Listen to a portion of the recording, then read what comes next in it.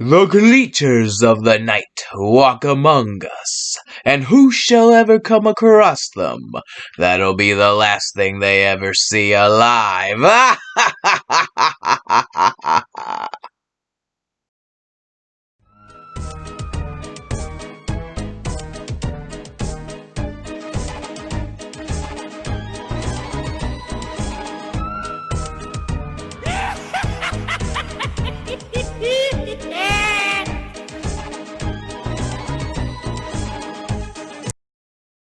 It is I, Uncle Fester, or Frankenstein's monster, because of my haircut, get it? Welcome to episode 9 of my movie collection, and I'm going back in time, all the way back, to when sound first came into play into movies, the early 30s, and then I'm going to the 1940s and 1950s. And these movies have inspired many filmmakers in later years. So, let's check these out. Going into the Universal Monster movies, starting with Dracula, Complete Legacy Collection. A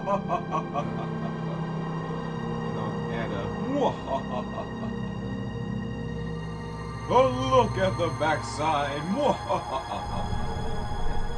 It's been such a long time since I've taken a look at this amazing set.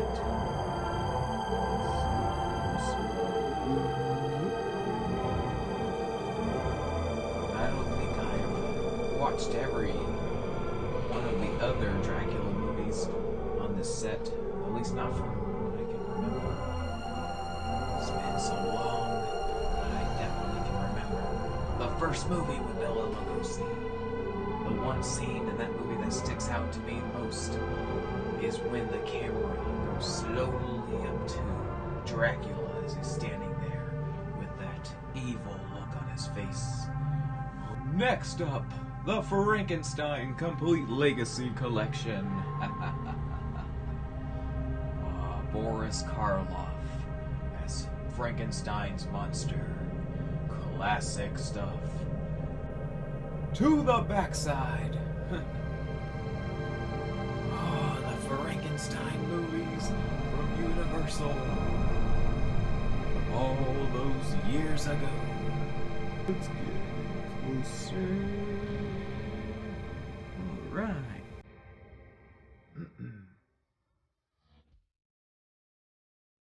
And again, with the other movies after Frankenstein, oh, wait a minute, there's Bride of Frankenstein. I can remember that sequel. And then Son of Frankenstein. Let me see here. Yeah, that's on there. Let's see, Ghost of Frankenstein. Frankenstein meets the Wolfman. Oh, I remember Frankenstein meets the Wolfman. Wolfman, sorry. House of Frankenstein, House of Dracula. I can remember a little bit of those. And Abbott and Costello meet Frankenstein. Oh, I can remember some of that. And now, on to The Mummy, Complete Legacy Collection. Boris Karloff as the Mummy. On to the exciting backside. I always love saying backside. Not close up.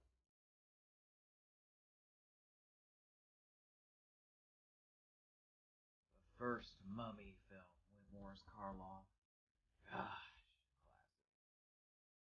And you know, I didn't mention yet that, well, practically I think all of the first original films in this Universal Monster Collection I would discover from AMC in the mid-2000s.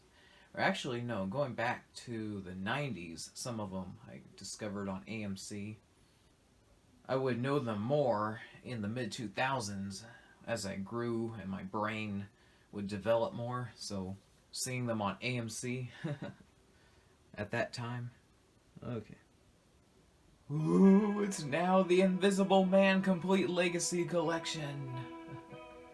And Claude Rains in the first original film. Now to see on the back. And The second movie, The Invisible Man Returns, has Vincent Price in the lead role this time, and no Claude Rains from the first one.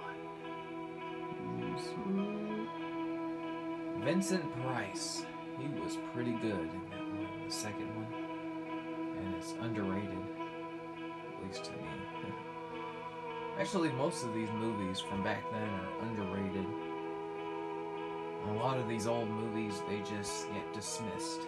In today's generation, I recommend the Universal Monster movies, because a lot of these movies are what made, what inspired later filmmakers in the years to come. Here comes the Wolfman Complete Legacy Collection. And this was Lon Chaney Jr. as the Wolfman. And, I can remember the Wolfman with Lon Chaney Jr. Long time haven't seen the movie. A classic.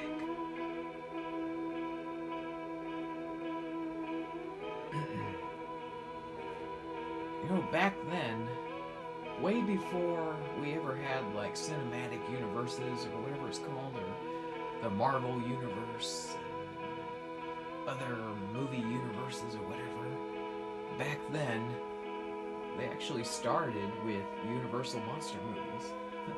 Many people will tend to forget that.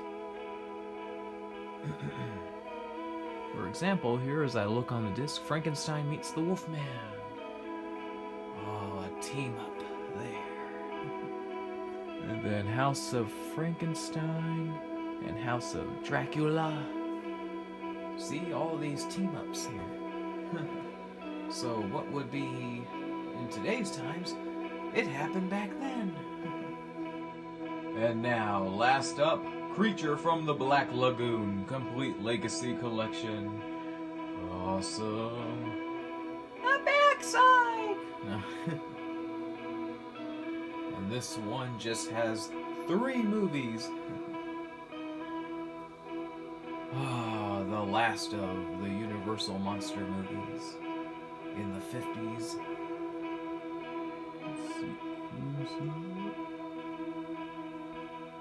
Oh, the first Creature from the Black Lagoon. That's definitely another one I discovered on AMC. And the second movie, a fun little fact. This was one of Clint Eastwood's earlier first movies. This one came out in 1955.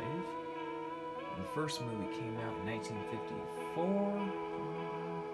So Clint Eastwood, a young Clint Eastwood in this one, playing a scientist.